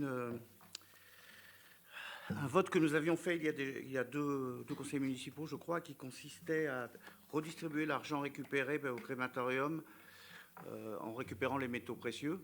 On devait verser à différentes associations sous condition qu'elles aient le label utilité publique, ce qui n'était pas le cas, ce qui n'a pas pu être le cas pour 2 associations. On a donc redistribué l'argent sur l'ensemble des associations qui avaient déjà été choisies. Et je vous propose de voter à nouveau pour que le crématorium puisse verser l'argent, puisque c'est lui qui verse l'argent une fois que la ville lui a désigné les bénéficiaires. Merci à toi, Olivier. Y a-t-il des questions sur ce point ? Il n'y en a pas. Des votes contre, des abstentions. Je vous remercie. Point 33, Olivier, toujours. Point 33. Il s'agit de la cession de matériel frigorifique du CCAS à la ville. Vous le savez, pendant une période, le CCAS a géré lui-même le portage à domicile. Et il avait dû acheter des frigos qui étaient stockés, qui étaient utilisés à l'école Aimé Césaire. Maintenant, on a demandé au prestataire Saveur et Vie de faire le portage à domicile et d'aller lui-même jusque chez les personnes. On n'a donc plus besoin des frigos. On les avait achetés pour un peu plus de 15 000 € et on propose de les céder à la ville pour 12 000 €. Merci, Olivier. Y a-t-il des questions ? Il n'y en a pas. Des votes contre, des abstentions. Je vous remercie. Point 34, Jean Caron. Isbach. Oui, là, il s'agit de voter l'abrogation d'une délibération que nous avons prise ensemble le 26 juin 2025 et qui avait autorisé la mise aux enchères de 4 bâtiments modulaires. Bon, il se trouve que finalement, aucune offre n'a été présentée pour aucun des bâtiments modulaires. Et il apparaît en fait que c'est le coût de transport qui dissuade les éventuels acquéreurs. Et donc, on annule cette mise aux enchères et puis il a été chercher des solutions alternatives. Et finalement, une petite commune d'Indre-et-Loire qui s'appelle Vernoux-sur-Brenne, une petite commune de 2871 habitants, nous a informé qu'elle était disposée à acquérir un de ces modulaires pour 310 mètres carrés, composé de 5 classes et d'un bloc sanitaire, qui avait été acheté en 2020 pour 402 000 €. Et donc, toujours pour ces raisons financières liées au coût de transport, bien évidemment, il y a une discussion qui s'est engagée entre les deux communes. Et après négociation avec les services, finalement, il est proposé de céder ce modulaire à la commune de Vernoux-sur-Brenne pour un montant de 35 000 €. Et donc, la décision qui vous est proposée de valider, c'est l'annulation, l'abrogation, plus précisément, de la délibération CM 2025-0626-116 du 26 juin 2025 qui autorisait la mise aux enchères des 4 bâtiments modulaires et d'autoriser aussi la cession du bâtiment modulaire à la commune de Vernoux-sur-Brenne pour le montant de 35 000 €. C'est l'inverse. Merci Jean. Étaient-il des questions sur ce point? Il n'y en a pas. Des votes contre, des abstentions. Je vous remercie. Le point 35, il s'agit de l'approbation d'une convention avec l'unité éducative en milieu ouvert qui est relative aux mesures de réparation pénale des mineurs et du travail d'intérêt général. Je rappelle que les mesures de réparation sont ante-jugement, que les mesures de tige sont post-jugement et que sur notre ville, historiquement d'ailleurs par le passé et à Évry et à Courcouronnes, nous accueillons des jeunes dans le cadre de ces deux systèmes de réparation, appelons-les ainsi, avec une petite particularité dont on est fier à Évry-Courcouronnes, c'est que ce travail d'accompagnement se fait ici et c'est assez exceptionnel. Je crois que quand on a commencé à le faire, c'était unique en France, c'est que nous recevons des tiges en collectif, ce qui fait qu'on traite en fait des tiges par groupe de 8, 10, 12 personnes, de la même façon que l'on gère des jeunes qui sont exclus de nos collèges dans le cadre de notre dispositif alternatif suspension, avec donc un travail qui est fait dans nos services pendant plusieurs jours. Et c'est assez salué par l'ensemble des partenaires, à la fois nos services municipaux, et je pense à Corinne Mercadal que je veux saluer avec ses équipes, mais également avec l'ensemble des partenaires extérieurs de la justice, de la PJJ, etc. C'est un travail exemplaire. Et là, il vous est proposé de renouveler cette convention pour continuer ce travail que je trouve assez exceptionnel. Y-a-t-il des questions sur ce point? Il n'y en a pas. Des votes contre, des abstentions. Je vous remercie. Le point numéro 36 consiste en l'approbation d'une convention avec la ville de Lys pour, le titre a son importance, la mutualisation d'effectifs de police municipale. Si je dis que le titre a son importance, c'est que je vois évidemment sur les réseaux sociaux des vidéos, des textes qui évoquent soit la fusion des polices municipales d'Évry et de Courcouronnes, soit, j'ai lu ça cette semaine, la fusion d'Évry-Courcouronnes et de Lys. On voit bien que le contexte électoral agite évidemment quelques idées. Il ne s'agit pas de cela du tout. Il s'agit de passer une convention pour tout à la fois se permettre d'avoir une politique de sécurité sur des quartiers qui n'ont pas réellement de frontières géographiques.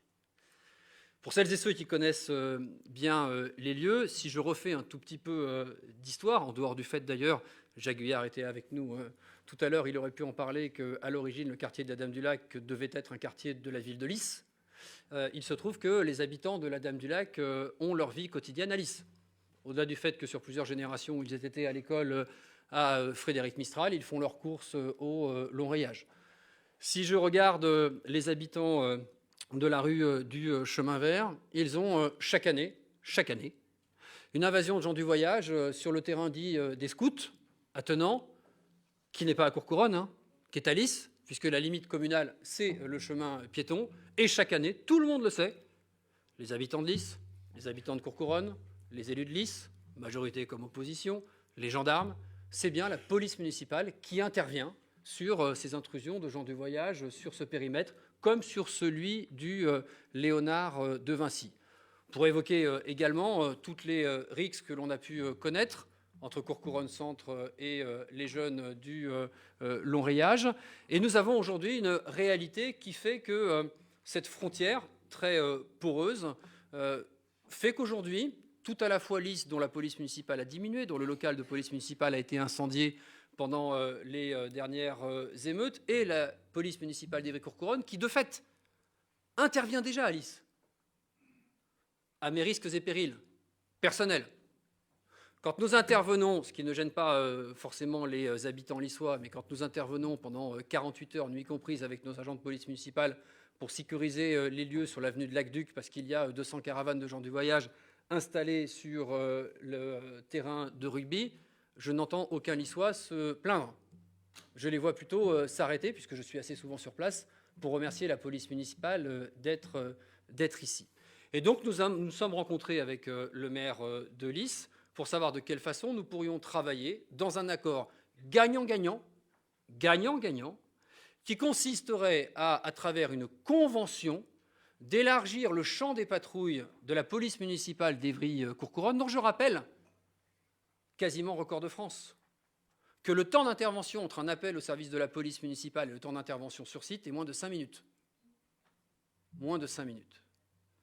Donc d'intervenir sur un périmètre qui soit élargi, dans le cadre d'une convention qui continue de prioriser Évry-Courcouronnes en cas évidemment d'urgence ou d'alerte, le tout avec une rémunération de la ville de Lys à l'endroit de la ville d'Évry-Courcouronnes sur le temps horaire passé par les policiers municipaux d'Évry-Courcouronnes sur le territoire de Lys. Tout ceci évidemment en accord et en transparence, bien sûr, avec les services de police, de gendarmerie et la préfecture. En contrepartie de quoi, Lys a une offre de sécurité que pour ce montant-là, puisque je sais que des Lyssois sont dans la salle, Lys ne pourrait pas se payer. Je fais simple. Mais c'est une opération blanche pour la ville d'Évry-Courcouronnes, puisque le surplus d'activité que nous produirons sur la partie lyssoise est payé par la ville de Lys, 210 000 €. J'ai lu, j'ai entendu dans les vidéos de la semaine que certains, puisqu'on est dans un contexte électoral, je pense que chacun l'aura compris, que certains escomptent créer une police municipale de 14 personnes à Lys. Ça tombe bien, 14 personnes, c'était la police municipale de Courcouronnes. Je sais combien ça coûte. Ça ne coûte pas 210 000 €. Personnel, chargé, matériel, voiture, local, c'est 1,5 million. 1,5 million. Et donc on est là sur un accord de sécurisation dont, pour avoir fait quelques visites de quartier et à Courcouronnes-Centre et au long rayage hier, je pense aux commerçants du long rayage notamment, j'ai plutôt le sentiment qu'il est plutôt chaudement accueilli, avec plutôt une forme de besoin, d'attente, sinon d'urgence. Si toutefois, évidemment, dans le cadre des élections municipales, les nouvelles équipes potentiellement en place souhaitent rompre cette convention, libre choix leur est donné d'évidemment pouvoir le faire. Je voudrais juste rappeler, puisque nous ne sommes pas au conseil municipal de Lys, qui, par ailleurs, a adopté la même délibération avec aucune voix contre. Aucune voix contre. 8 abstentions. Je rappelle que nous sommes dans le contexte d'Évry-Courcouronnes et que la ville d'Évry-Courcouronnes, c'est Évry et c'est Courcouronnes. C'est Courcouronnes, donc c'est aussi Courcouronnes-Centre. Et que les Courcouronnais du centre, notamment depuis que le centre commercial de Torigny a été incendié, font très majoritairement leurs courses à Lys. Et qu'il n'y a donc, j'insiste sur ce point, pas de frontière entre ces deux quartiers. J'ajoute, quand on fait des visites de quartier, qu'on connaît bien ces quartiers, leurs problématiques du quotidien, que l'une des problématiques fondamentales et de Lys-Long-Rayage et de Courcouronnes-Centre, c'est la problématique de la circulation. Ce n'est pas un jeune sujet, hein. Il a des raisons. C'est la disparition, alors qu'elle était programmée il y a 25 ans, de la rocade sud, qui devait passer entre Écharcon et vers le Petit. C'est l'ouverture du boulevard qui traverse le quartier des Bocages, qui, quand le quartier a été construit, devait être une impasse. C'est le refus de la ville de Lys en 2001 et 2002 de doubler la 2x2 voies qui devait être doublée dans les aménagements de nos quartiers entre la Courtepaille et Ikea, qui font qu'aujourd'hui, évidemment à l'époque de Waze, quand ça décode sur les grosses voiries, franciliennes, autoroutes, toutes les voitures convergent vers le long rayage, vers Courcouronnes-Centre, pour converger vers les bocages, pour repartir vers Bondoufle. Je crois que quand on mutualise, puisque c'est le point d'après, la vidéosurveillance entre Lys, Évry et Courcouronnes, y compris sur cette question, on fait collectivement un progrès immense. Imaginez que le maire d'Évry-Courcouronnes doive gérer le bazar qu'il y a sur le quartier du Bocage, alors que, par exemple, les camions qui n'ont pas le droit de circuler rentrent par Courtepaille à Lys, suivent l'avenue de la Duc qui est à Lys, et on repasse dans Courcouronnes quand on passe la vanne et qu'on rentre dans le quartier des Bocages. Et moi, je trouve qu'il y a de la cohérence à travailler en commun sur ce type de périmètre. Et quand ça permet à une ville, la nôtre, que ça ne lui coûte pas plus cher, quand ça permet à une autre ville d'avoir un service public majeur qui lui coûte à peu près 7 fois moins cher que le prix global, je trouve que c'est plutôt une avancée dont bénéficieront nos habitants. C'est la raison pour laquelle nous vous proposons cette délibération. Est-ce qu'il y a des questions sur ce point? Madame Béraud.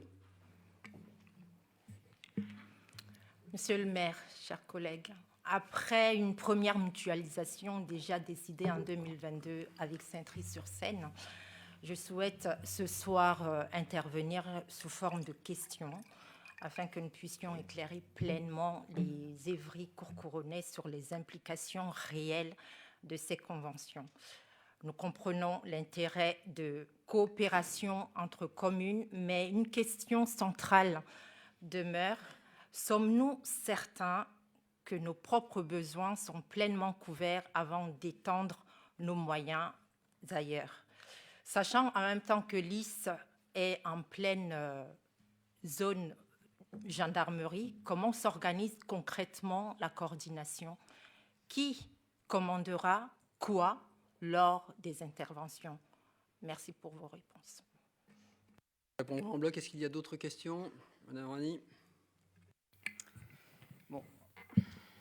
Écoutez, je ne vais pas reprendre ce qu'a dit la collègue. Donc, on a mis à disposition la police municipale de la ville d'Évry-Courcouronnes sur la ville de Saintry-sur-Seine, il n'y a pas si longtemps.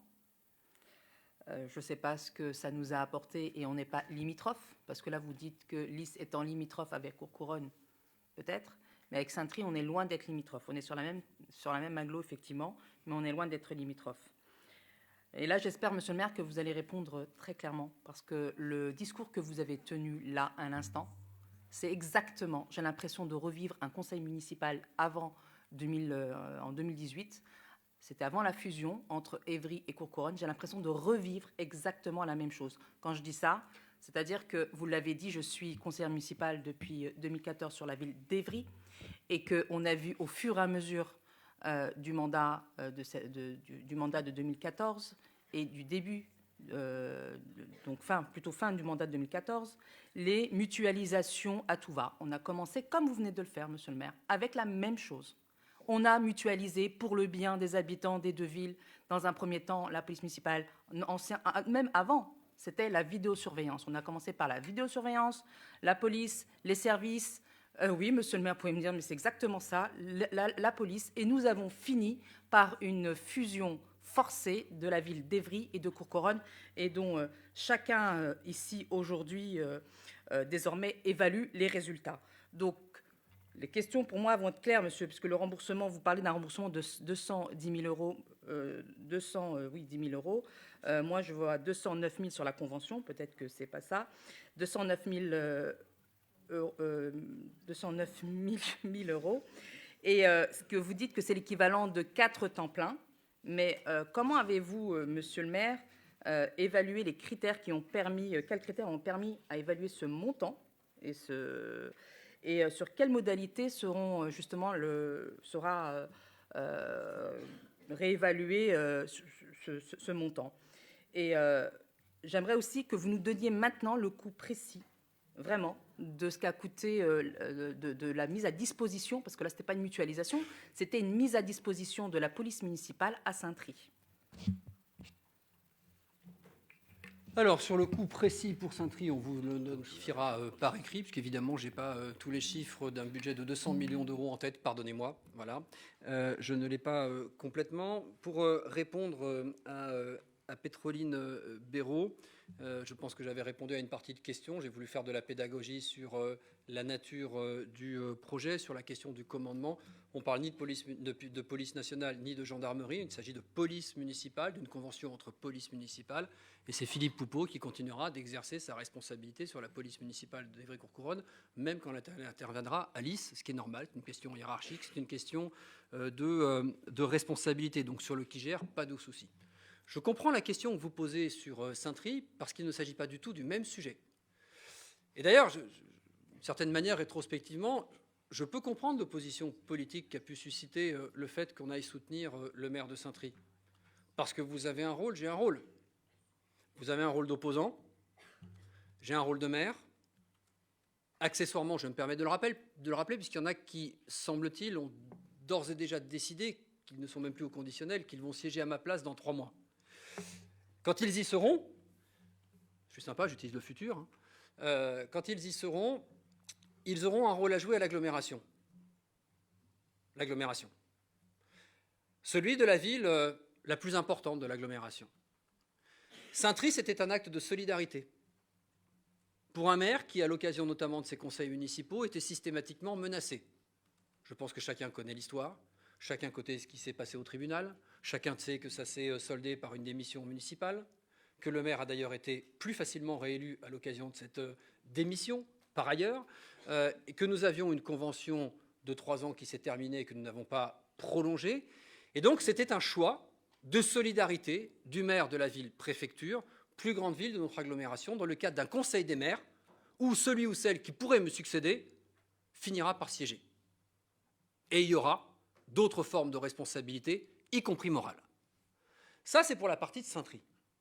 Sur la partie de Lys, c'est complètement différent. Madame la députée, puisque vous êtes accessoirement députée de Lys également, je ne sais pas si ça durera, les élections le diront, mais enfin, pour l'instant, vous êtes aussi député de Lys, et donc j'imagine que vous êtes parfaitement au fait des conditions de sécurité le dimanche après-midi, pendant l'ouverture du centre commercial du Mail de l'Île-de-France, l'Enrayage, etc., etc. Donc vous connaissez à peu près la situation, et donc je pourrais d'ailleurs dire électoralement, mais je suis ravi de ce genre de prise de parole. Vous voyez, continuez. Enfin, voilà, ça peut aider.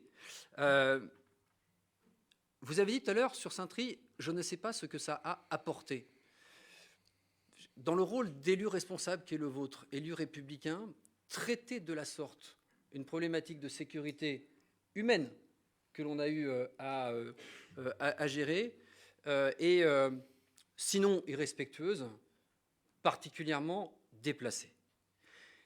Vous avez dit qu'on avait, avant la fusion d'Évry et de Courcouronnes, mutualisé la vidéosurveillance. Vous l'avez dit, c'est enregistré. C'est un mensonge. C'est un mensonge. Le CSU de Courcouronnes et Courcouronnais, à l'occasion de Portes Ouvertes, pouvaient systématiquement le visiter route de Versailles. Nous avions chacun notre dispositif de vidéosurveillance. Nous avons eu des partenariats communs avec Évry, il y a très longtemps. Très longtemps. Nous avons eu, c'est une fierté, et vous avez raison, ça pourrait être un signe. Nous avons eu le premier contrat de sécurité intercommunal entre Évry et Courcouronnes. Alors, c'était ni le méchant Valls, ni le méchant Baudet. C'était en 1998 que s'est fait cette union autour des questions de sécurité, à un moment où nous avions les guerres de bande. Et puis, nous avons porté ensemble, avec Daniel Valero, avec le docteur Philippe Lefebvre, une mutualisation sur les questions de santé mentale, en 2003-2004. Et puis, nous avons, au début des années 2010, porté ensemble une mutualisation des sujets qui avaient trait à l'éducation. À aucun moment, nous n'avons fait ce travail avec Lys. Aucun moment. Et donc, vous pouvez essayer de dessiner un paysage politique. D'ailleurs, là aussi, il y a un paradoxe, puisque j'ai cru comprendre que j'avais affaire à la future maire du quotidien.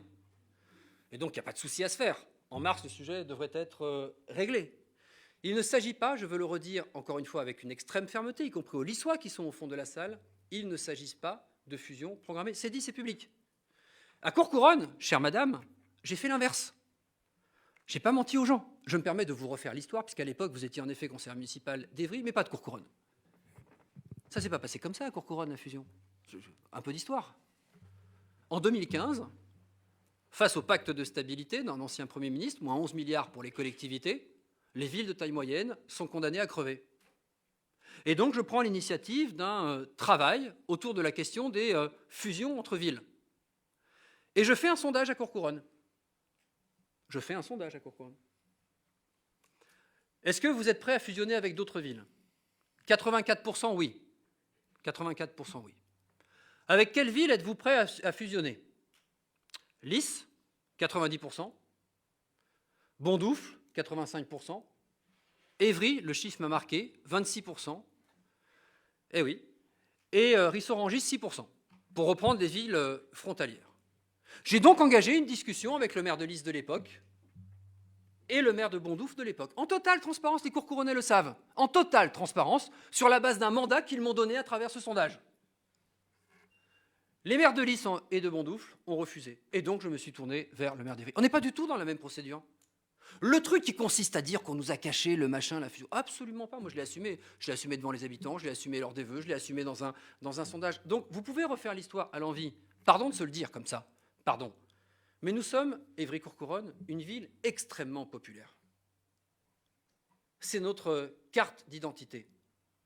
On est attractif petit à petit. On finit par avoir notre rôle de ville capitale. Très bien. Mais enfin, est-ce que les villes un peu plus pavillonnaires des environs ont envie de fusionner avec Évry-Courcouronnes? Enfin, pardon, la réponse est clairement non. Si une ville comme Courcouronnes n'avait pas été dans sa structure sociale 2 tiers le canal, 1 tiers Courcouronnes-Centre, la fusion n'aurait pas été possible.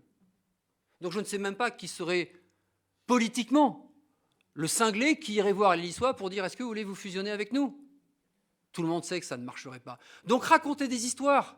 Surfez sur le fait qu'il y a une campagne électorale qui arrive pour raconter ce genre de bêtises. Très bien. Moi, ce que je sais, c'est que le dimanche après-midi du mois de juin, je suis avec la police municipale d'Évry et Courcouronnes pour régler les problèmes de gens du voyage qui s'installent à Lys, ou au Léonard de Vinci, ou sur le terrain des scouts. C'est ça la réalité. Je sais que quand il y a une rixe qui part par la piscine Tournesol, je sais que c'est notre police municipale qui traverse la frontière communale pour essayer de régler les problèmes à nos risques et périls. Et par conséquent, en responsabilité, parce que nous sommes responsables, nous proposons de travailler avec la ville voisine. Il n'y a rien de honteux à cela. La majorité de ce conseil municipal va de toute façon voter cette délibération, comme, j'insiste, elle a été votée à liste avec aucun vote contre. Même ceux que je vois en vidéo sur les réseaux sociaux, tout le monde doit le savoir, n'ont pas voté contre à Lys. Parce que tout le monde est quand même parfaitement conscient que le besoin est réel. Voilà. Donc, je propose que cette délibération soit mise aux voix. Y a-t-il des votes contre? Merci. Y a-t-il des abstentions? Je vous remercie. La délibération est adoptée. Délibération suivante, il s'agit d'une convention avec du même type, cette fois pour la vidéosurveillance, pour les raisons que j'évoquais tout à l'heure, et notamment si on veut un jour venir à bout des problématiques de circulation forte que nous avons entre Lys, Longriage et Courcouronnes-Centre. Est-ce qu'il y a des questions sur ce point? Il n'y en a pas. Des votes contre, des abstentions? C'est adopté. Je vous remercie. Point numéro 38, Mehdi Zeghouf. Oui, merci Monsieur le maire. Je reprends mes notes et je salue le travail de mes collègues, puisque c'est moi qui présente cette délibération, mais Lucas aurait pu la présenter, Yvan aurait pu évidemment la présenter aussi. On parle de la dénomination du nouvel espace jeunesse Pyramide Bois Sauvage Bois Guillaume, que l'on va ouvrir prochainement en lieu et place de locaux des locaux qui sont situés, j'allais dire, à la frontière entre Bois Sauvage, Bois Guillaume et Pyramide, qui étaient des locaux qui étaient occupés notamment par la réussite éducative depuis de nombreuses années, que l'on souhaite donc transformer en nouvel équipement jeunesse. Et donc, plusieurs personnes se sont réunies pour pouvoir commencer à parler du projet, mais déjà trouver un nom qui permette d'identifier ce lieu et qui parle au public, en l'occurrence les jeunes. Donc notre fameux groupe mémoire s'est réuni, mais s'est réuni en présence de représentants de futurs usagers et notamment du Conseil des jeunes. Plusieurs propositions ont été formulées. Une s'est démarquée particulièrement, qui a donc été soumise à Monsieur le maire, qui l'a validée, et c'est celle que l'on vous propose ce soir, le 405. Voilà, c'est un nom qui claque un peu, qui est un peu marquant et qui symbolise, vous le savez bien, notamment pour ceux qui habitent sur le secteur, la ligne de bus qui était l'ex-ligne 405, qui est la seule ligne de bus qui traverse les quartiers dont on parle depuis tout à l'heure, depuis Orangis, Bois de l'Épine, jusqu'à beaucoup plus loin, et donc qui traverse Bois-Sauvage, Bois-Guillaume, et qui va ensuite aux Pyramides. Donc voilà, c'est un nom marquant, et finalement tout le monde s'est mis d'accord sur cette appellation, et donc on vous propose d'en délibérer en ce sens. Voilà. Merci Mehdi Zegouf. Y a-t-il des questions sur ce point? Il n'y en a pas. Des votes contre, des abstentions. Je vous remercie et vous me pardonnerez de faire une petite incise sur le point précédent. Mais des mutualisations de police municipale en Essonne, j'en cite quelques-unes, c'est juste pour la forme, hein. Viry-Châtillon et Juvisy, Ballainvilliers et Sceaux-les-Chartreux, Breuillé et Bruyères-le-Châtel. Et je crois que sur ces 6 villes, donc 3 mutualisations, il n'est pas évoqué de fusion. Bien, point suivant, numéro 39, Mehdi Zegouf. Oui, merci Monsieur le maire. Dans la dynamique de la dénomination, il y a quelques semaines à peine, du parvis Monseigneur Herbulot, qui a été à l'initiative très fortement de la création de notre belle cathédrale. Nous proposons de délibérer ce soir à la demande des représentants de la pagode pour dénommer une petite partie de la rue François Mauriac, dans sa partie où il n'y a pas d'habitation si ce n'est la pagode, de pouvoir la renommer rue du très vénérable Tishmintam, pardon.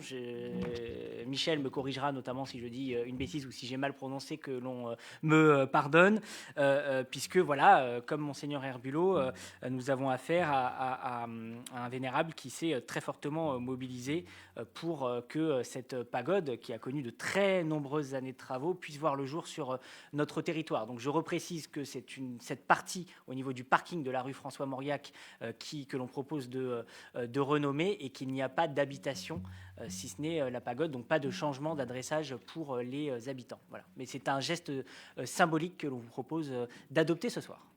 Merci Mehdi. Y a-t-il des questions sur ce point? Il n'y en a pas. Des votes contre, des abstentions. Je vous remercie et pardon pour l'esprit d'escalier, mais j'ajoute à la frontière, je suis désolé, hein, c'est comme ça, mais à la frontière entre Lys et Courcouronnes-Centre, il y a un petit élément qui pourrit la vie de tous les habitants tous les étés, c'est quand même un peu les rodéos sauvages sur l'ensemble des espaces verts. Je ne suis pas certain que les abrutis qui circulent sur ces motos sans casque connaissent bien les frontières de la commune. Allez, point numéro 40, Pierre Pro. On peut répondre? Oui, bien sûr, allez-y, répondez. D'accord. Non, mais puisque vous évoquez les rodéos à Lys, il me semble que c'est la gendarmerie qui intervient. À aucun moment, la police municipale n'est intervenue en tout cas sur les rodéos, puisque c'est la gendarmerie qui intervient. Et depuis tout à l'heure, vous dites qu'il faut aider les autres, et notamment le maire de Saint-Try, et qu'il faut en tout cas pallier sa sécurité. Je comprends tout à fait, mais monsieur, vous êtes maire de la ville d'Évry, pas ministre en charge de l'Intérieur. Non, je vous remercie. Non, mais parce qu'à un moment donné, je pense que vous oubliez qu'il y a une mission en fait régalienne qui appartient à l'État. La sécurité, c'est l'État, monsieur. Et donc, du coup, en priorité, peut-être que la première des choses qu'il faudrait faire, c'est se battre pour avoir plus d'effectifs dans la police municipale, dans la police nationale et dans la gendarmerie. Peut-être, non. Je sais que le commissariat, en tout cas à Évry-Courcouronnes, vient de recevoir quelques policiers. Donc, ce qui marche quand on fait les demandes et qu'on continue, vous le faites. Je sais que vous le faites en tant que maire, président des maires d'Île-de-France. Je sais que vous le faites. Donc, peut-être continuer comme ça. Mais à un moment donné, on ne peut pas demander aux Évry-Courcouronnais d'intervenir, que leur police municipale intervienne ailleurs, alors que c'est eux qui payent avec leurs impôts. Écoutez, j'espère deux choses, Madame la députée. J'espère que la députée de Lys tiendra le même discours à Lys, en transparence, d'une part. Les Lyssois aimeront, j'imagine.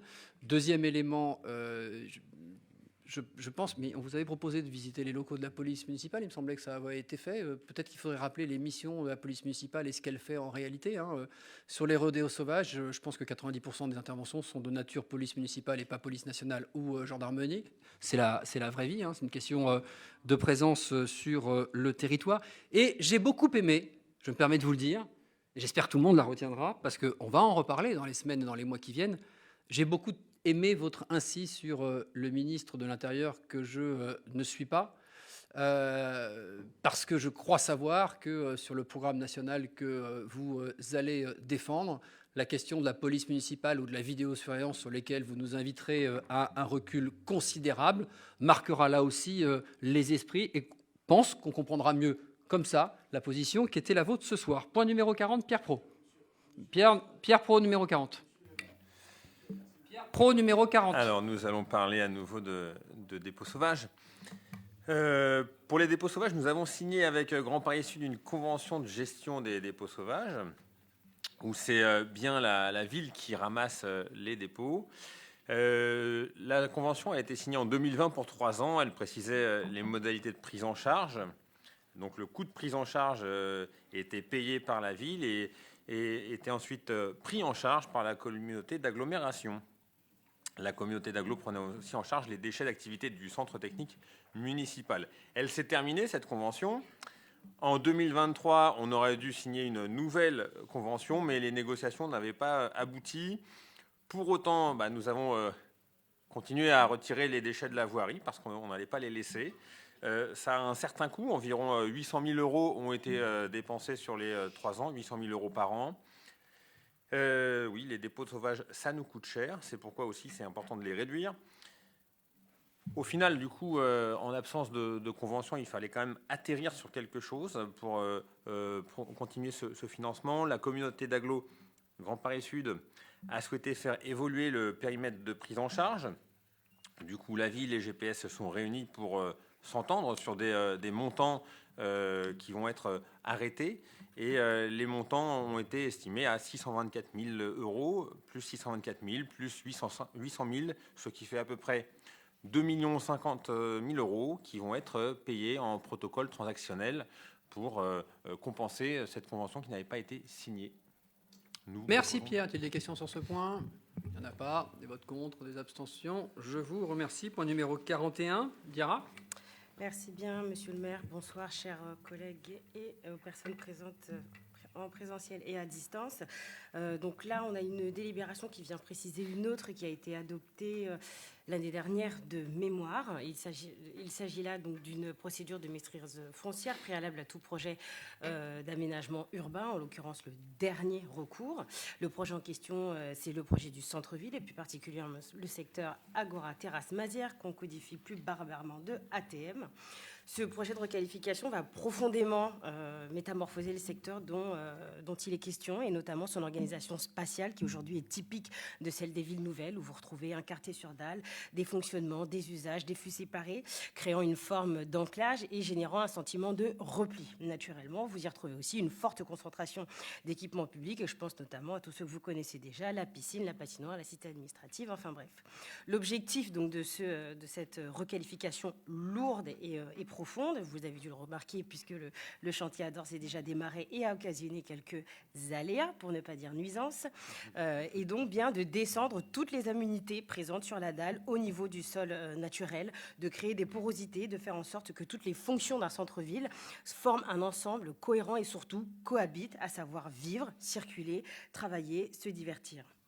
Mais surtout de créer une polarité de centre-ville qui fonctionne, d'ouvrir pour aérer, dégager des percées visuelles, redonner de la visibilité et de la lisibilité à l'espace public, bref, lui redonner de la valeur et surtout réintroduire du végétal pour faire taire tous les détracteurs et passer de Évry-sur-Béton à Évry-sur-Gazon.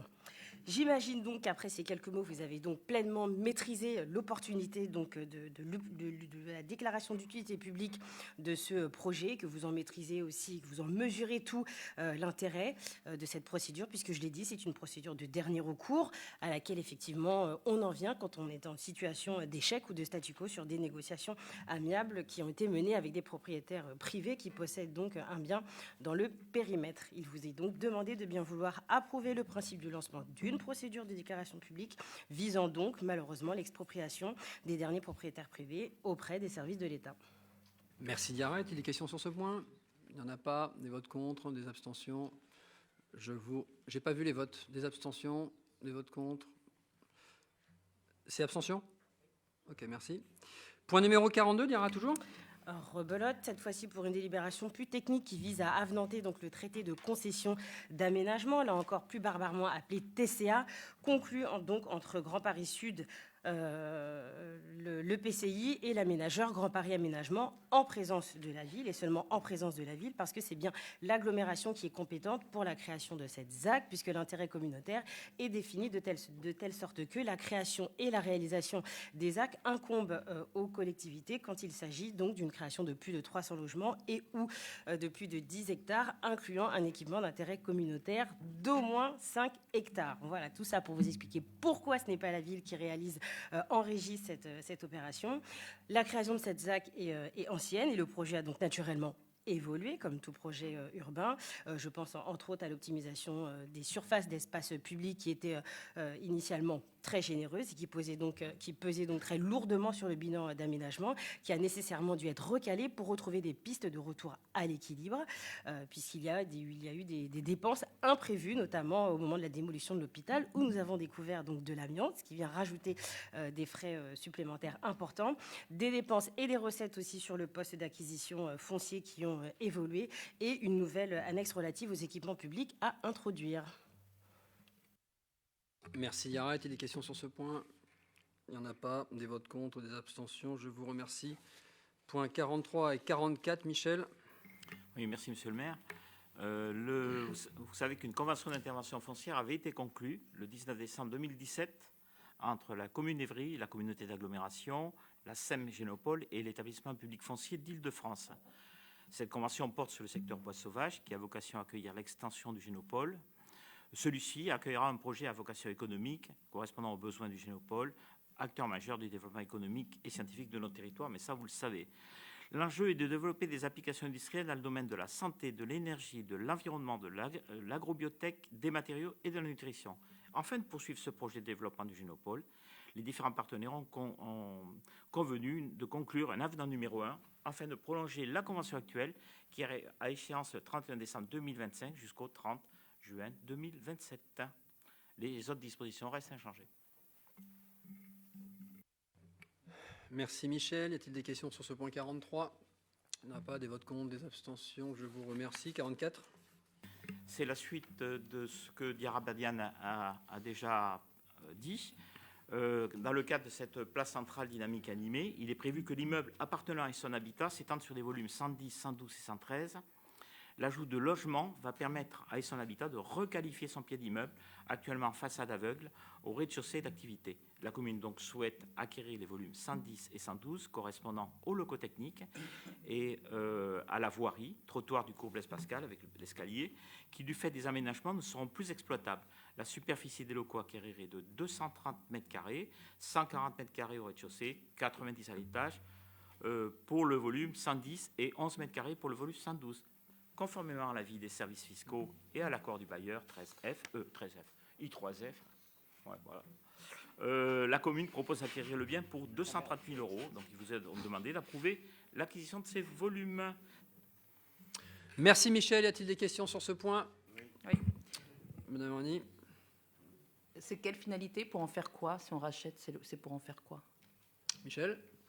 C'est dans la continuité de la place, c'est-à-dire que ces espaces vont disparaître du fait de l'agrandissement de la place, de la suppression de la partie haute de circulation.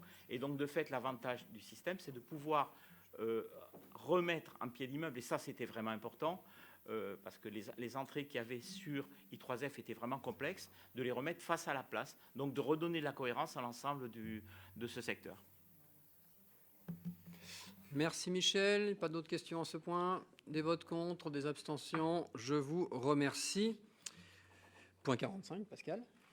Oui, donc il s'agit d'une convention de mise à disposition d'une salle de l'accueil de loisirs sans hébergement de l'école Aimé Césaire à l'établissement public national Antoine Königswarter. Donc c'est un établissement cher à notre collègue Mélinda Bayeul, un établissement qui intervient depuis plusieurs années sur le territoire communal et dans le cadre de ses actions. Des dispositifs, et ce dispositif est un service itinérant qui accueille, suivant un emploi du temps personnalisé, des jeunes de moins de 20 ans présentant des troubles du spectre de l'autisme sans accompagnement adapté. Sur une journée, l'équipe encadrante alterne des temps d'apprentissage avec des activités plus ludiques et récréatives. Donc c'est pour ça qu'ils ont besoin de locaux sur notre ville. Merci Pascal. Y a-t-il des questions sur ce point? Il n'y en a pas. Des votes contre, des abstentions? Je vous remercie. Point 46, Pascal. Et là, il s'agit de l'avenant numéro 1, la convention de prêt de salles aussi et de locaux à l'association Franco-Tamoul d'Evry, donc un local qui se trouve rue de l'Orge aux Honnêtes et qui est aujourd'hui partagé avec la MAP Les Paniers du Potager. Merci Pascal. Il y a des questions sur ce point? Il n'y en a pas. Des votes contre, des abstentions? Je vous remercie. Le point 47 concerne l'approbation de l'adhésion au socle commun de compétences du CIG de la Grande Couronne. C'est un renouvellement. On a l'habitude de cette délibération. Est-ce qu'il y a des questions sur ce point? Il n'y en a pas. Des votes contre, des abstentions? Je vous remercie. Le point 48, approbation de l'adhésion de la procédure de renégociation du contrat groupe d'assurance statutaire 2027-2030. C'est le prolongement du contrat que nous avons déjà. Y a-t-il des questions? Il n'y en a pas. Des votes contre, des abstentions? Je vous remercie. Le point 49, il s'agit ici, dans le cadre du bonus attractivité, de compléter la liste des cadres d'emploi en ajoutant les puéricultrices, cadres territoriaux de santé ou encore les psychomotriciens. Est-ce qu'il y a des questions sur ce point? Il n'y en a pas. Des votes contre, des abstentions? Je vous remercie. Le point 50 concerne, comme d'habitude, l'actualisation du tableau des effectifs et l'organisation de notre service. Tableau qui a été voté, merci Yvan, à l'unanimité lors du dernier comité social territorial. Est-ce qu'il y a des questions sur ce point? Il n'y en a pas. Des votes contre, des abstentions? L'ordre du jour est épuisé. Nous nous retrouverons le 12 février 2026 pour le dernier conseil municipal de ce mandat. Merci à toutes et tous.